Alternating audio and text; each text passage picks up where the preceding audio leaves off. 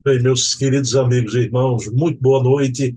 Estamos aqui mais uma quarta-feira com o programa Resenha Literária, sempre na companhia do Silvio Mariano, pesquisador, documentarista, trazendo aqui indicações de livros, né? Por isso que é Resenha Literária. E essa resenha se intitula Em Algum Lugar do Jardim, porque partimos do pressuposto que toda casa sem livros é como um jardim sem flores, né? Então, a cada semana, em algum lugar do meu jardim, eu trago aqui uma obra à guisa de indicação. E no segundo momento, o Silvio também traz a obra dele e a gente entabula uma conversação maravilhosa, né? Pessoal, mas antes do nosso programa, eu queria aqui perpassar os programas dessa semana. Não vou nem para os mensais hoje, apenas essa semana. Amanhã, quinta-feira, temos com Heloísa Pires o programa Herculano, o metro que melhor mediu Kardec, que é um programa de memória, de historiografia da vida e da obra de Herculano Pires. No próximo sábado, teremos o programa Leon Denis, o apóstolo do Espiritismo, com o presidente da Federação Espírita Francesa, Charles Kempf, trazendo aqui documentos, fontes primárias da vida e da obra do grande filósofo do Espiritismo, que foi Leon Denis. Um programa imperdível. No domingo, temos aqui com Luciano Klein o programa Bezerra de Menezes, o Kardec brasileiro, também trazendo fatos não sabidos do movimento espírita, através das fontes primárias de Bezerra. É um programa também de memória e de história. Na terça-feira, com Ana Maria Miranda, a filha do Hermínio, temos aqui o programa Hermínio C. Miranda, o grande escriba, sobre a vida, a obra, os livros de Hermínio, e já está à disposição no nosso canal os 5 episódios do seminário maravilhoso do Hermínio. Foi um seminário histórico inédito que o movimento espírita, pela primeira vez, viu o Hermínio de corpo inteiro e de viva voz a palestrar. E graças a Deus isso veio por intermédio de um amigo do Hermínio, e graças a Deus também eu agradeço muito de ter sido veiculado aqui esse vídeo inédito no nosso canal. Ok? Então vamos iniciar a nossa conversa de hoje, o nosso programa, elevando o pensamento a Deus, agradecendo ao Pai de bondade infinita pela oportunidade de divulgar o livro espírita, e, por conseguinte, divulgar essa doutrina de luz. Pedindo permissão a Jesus, a quem tudo devemos, iniciamos o nosso programa da noite de hoje. Pessoal, está aqui essa verdadeira flor da literatura espírita, a flor que eu trago do meu jardim, da minha estante espírita, O Mundo de Francisco de Assis, do querido escritor Ariston Santana Teles, de Brasília, Distrito Federal. O Ariston é um idealista franciscano, né? Escreve com muita beleza, mas antes de falar sobre a obra, eu quero compartilhar a tela aqui com vocês. Olha lá, meus queridos irmãos, aqui está a capa do livro, né?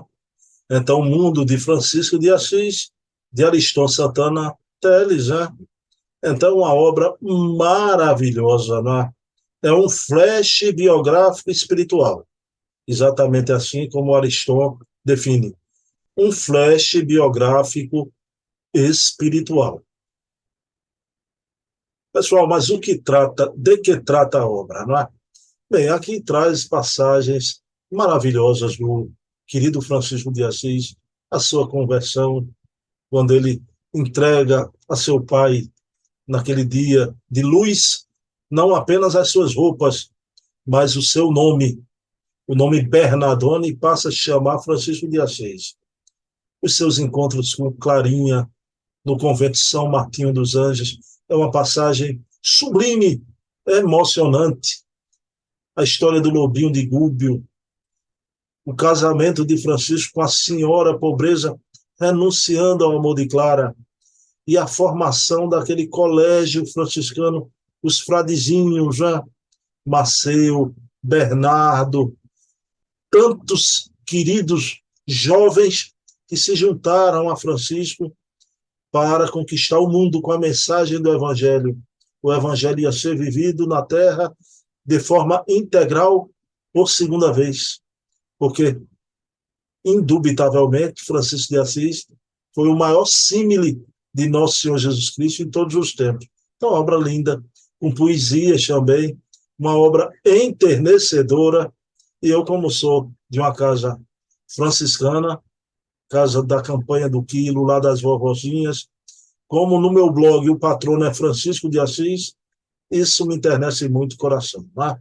Então está aqui o mundo de Francisco de Assis, de Ariston Santana Teles, à disposição de vocês. Adquiram nos melhores sites, né? Nas livrarias pelo Brasil. É uma obra de um valor inestimável.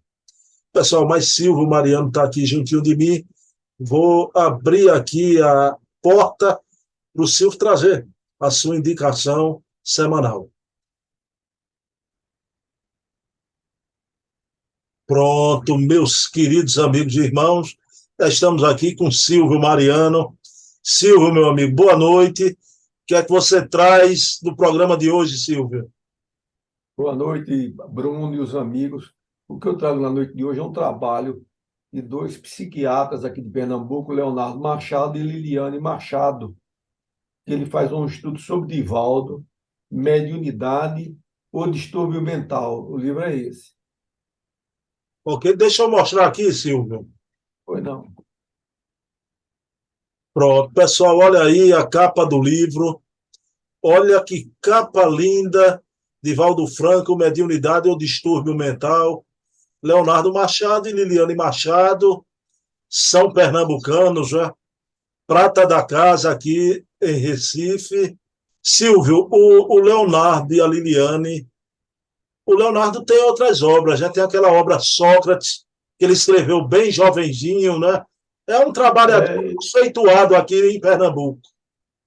ele começou jovem, ele já esteve lá no Núcleo Espírita Jesus no Lar, pelo menos uma vez que eu me lembre, posso ser que tenha ido mais, pelo menos uma comigo, dedicado, na época ele tinha 19 anos, jovem, é uma pessoa, vamos dizer assim, muito integrada à doutrina e muito responsável. Então, vamos dizer assim, tiro o chapéu para ele, porque ele publicou vários livros, mas esse chama atenção porque ele pega uma personalidade como Divaldo Pereira Franco, para fazer um exame psiquiátrico. Silvia, a esposa dele também, que eu não conheço, Leonardo, pessoalmente até, né? Ele foi na Casa dos Humildes também, não conheço a esposa, mas é importante, né, Silvio? Um casal de psiquiatras espíritas se debruçando sobre a mediunidade, né? Exatamente, inclusive ele. Isso é bom porque ele é professor da Universidade Federal e de vários, vamos dizer assim, uma pessoa muito respeitável nesse ambiente de psiquiatria. E ele diz também que a esposa dele também é dedicada, assim, inclusive está estudando essa parte, está mais vinculado à questão do autismo, e tem aumentado muito.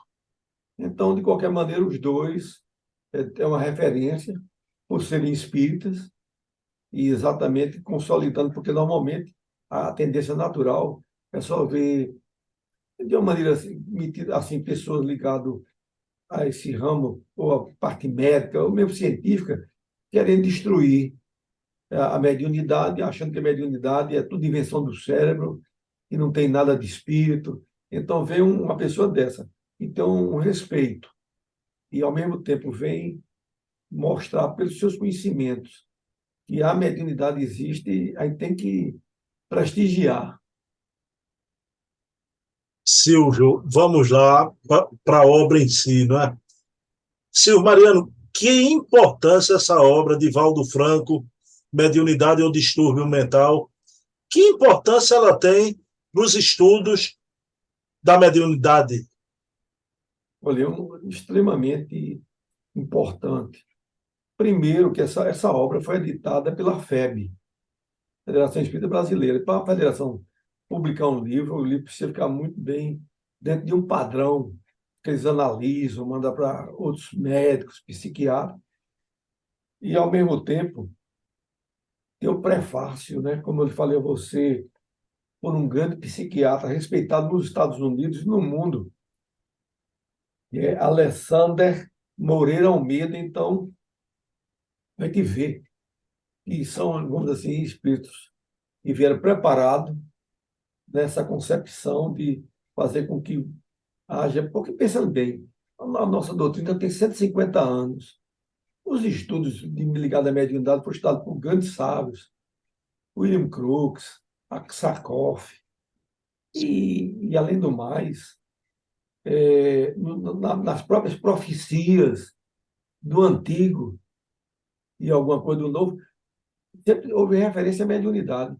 E mesmo esses religiosos, eu não entendo, porque está tudo bem claro, mas ninguém quer aceitar.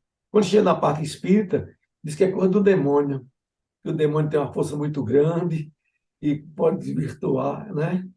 Então é isso que a gente vê. Ô Silvio, você falou que a apresentação é do Alexander Moreira, né? Coincidente. Exatamente. Semana passada, no nosso programa, eu trouxe aqui uma obra nova que ele lançou com Humberto Schubert Coelho e outra psiquiatra, né? A Ciência da Vida Após a Morte. Ele é professor titular de psiquiatria lá nas Minas Gerais. Silvio, é muito importante, tanto o Leonardo e a esposa, mas um homem como esse, porque ele é dedicado ao estudo da ciência espírita, né? O Alexander Moreira. Alessandro Moreira e esse neto de Schubert são, acho que, programações espirituais. Essa água nova que chega para desaguar nesse mundo tão difícil e complicado, com as suas teses, porque ele, veja bem, o Alexander Moreira tem livro publicado em inglês nos Estados Unidos, que agora está sendo traduzido para o Brasil.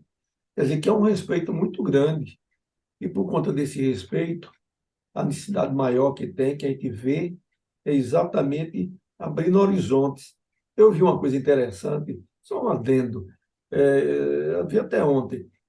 Teve uma pergunta que num dos eventos que Divaldo estava presente, e disse a ele assim: Divaldo, olha, nosso querido Chico partiu, e quando você partir, como é que vai ficar?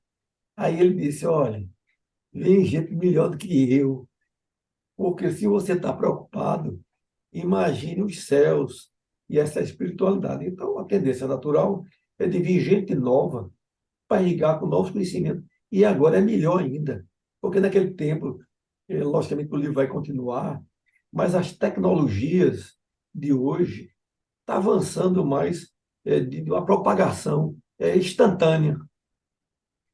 Há um grande estudioso desse, lança um seminário, participa, aquilo na mesma hora está no mundo todo.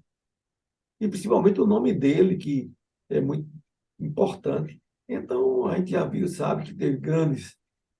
Eu já vi, eu também já perguntei a mim mesmo, meu Deus, como é que vai ficar de volta partindo? Porque Raul Teixeira, por conta do AVC, não está podendo fazer palestra, mas vamos ter calma, que chega. E já está chegando alguns aí, até aparecendo já, que você não conhecia, ela Rá e outros, e vão preenchendo, não é? Cada um no seu campo. Você está coberto de razão, né? Ah, o rejuvenescimento, né? A reciclagem acontece sempre, né? Mas, Silvio, voltando, o Leonardo e a Liliane, mediunidade ou distúrbio mental, mas eles analisaram bem a mediunidade do Divaldo, né? Qual a conclusão dos dois psiquiatras sobre a mediunidade do Divaldo?